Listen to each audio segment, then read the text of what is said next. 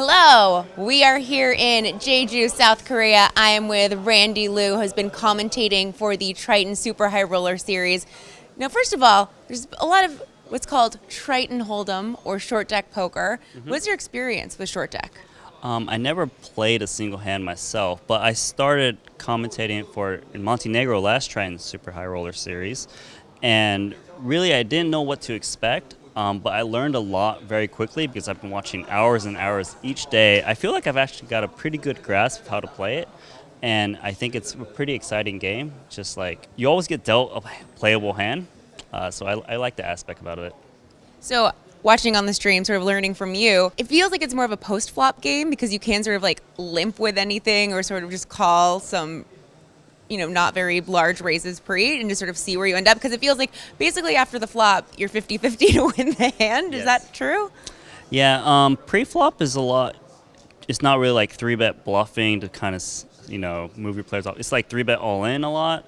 So a lot of that is just pure math. Usually you're just using good hands. You know your opponent's not making a really crazy play of like king 6 offsuit.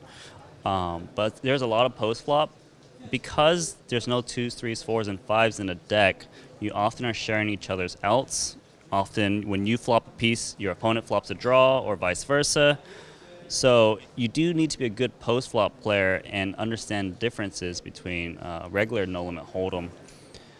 Like top pair or mid pair isn't that strong in short deck because the draws, if they want to play aggressively, oftentimes have like a 50% flip, and you don't want to be getting in bad.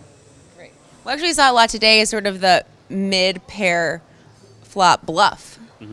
Just sort of betting that mid-pair and sort of trying to get your opponent to fold a weaker hand. Because people can make bigger hands a little bit easier in short deck because there's no 2s, 3s, 4s, and 5s, they're often worried about 2-pair, and you've seen some big folds with 2-pair. So people use these middling pairs as their semi-bluffs. Oftentimes they have extra outs, whether it's a little straight draw or trip draw. And you do block the middling set, which is nice. So I think that's one of the adjustments we've seen a lot here in Jeju that didn't happen as much in Montenegro. All right, so when are you going to play? Are you itching? I'm definitely itching to play. I mean, after watching that event number 1, the 13K buy in USD, I was like, oh man, I really want to play. I feel like I could just copy all these guys' strategies and I could do it too.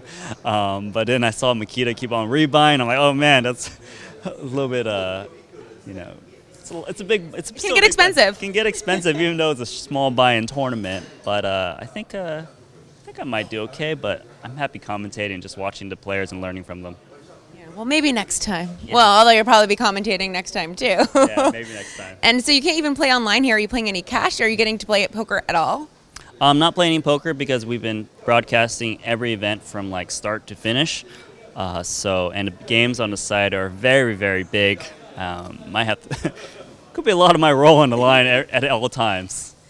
Yeah, I still haven't even walked into the room with those cash games yet. I don't even know if I'm allowed. That's so much money on the table. It's crazy. Yeah, they're playing very big. So that's why you can see some of these guys. They're just rebuying like 6 times, and it might not even be that much money compared to some of the side games.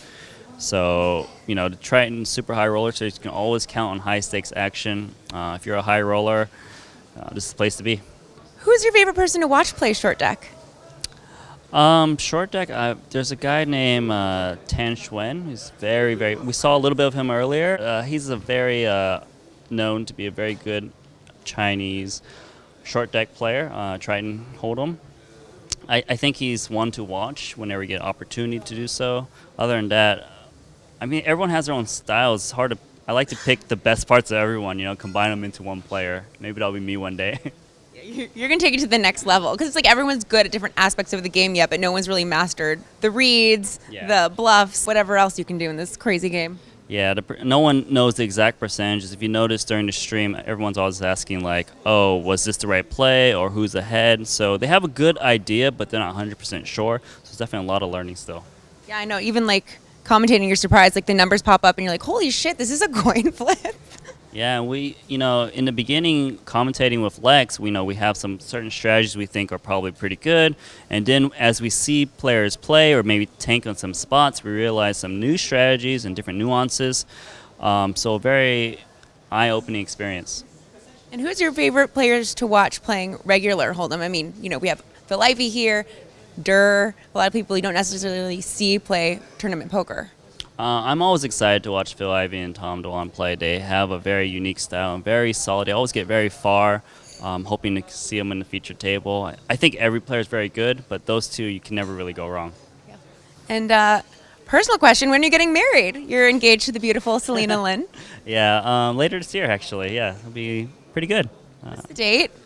December. Oh, wait, when? December what? Well, Oh, we're not allowed to say. yeah, just in case. Just in case. Just in case I get to say it wrong. No. Oh, I'm getting married December 1st. That's why I was No, like, oh, that'd be fun. No, Wedding twins. 12/12. Oh, that's so easy to remember. How could you forget that? It was planned for that, so I never forget. She's a smart woman. Yeah. I assume your parents already know the date, so I'm not like spoiling Yeah, anything. No, not spoiling anything. Everything's good. Well, life is so good. You're like doing so well commentating. You're gonna awesome marriage ahead of you. It's super relaxed. It's cool that I could come out here. It's like kind of like a vacation, work vacation. I like it. I don't have to have the pressure of trying to just win all these these all-ins, things like that. So I'm pretty happy. Well, keep it up. You've been entertaining me because all I do is watch the live stream when I'm waiting for the interviews. So thanks so much for keeping me and thousands of people out there entertained. Yeah, thank you guys, and keep watching.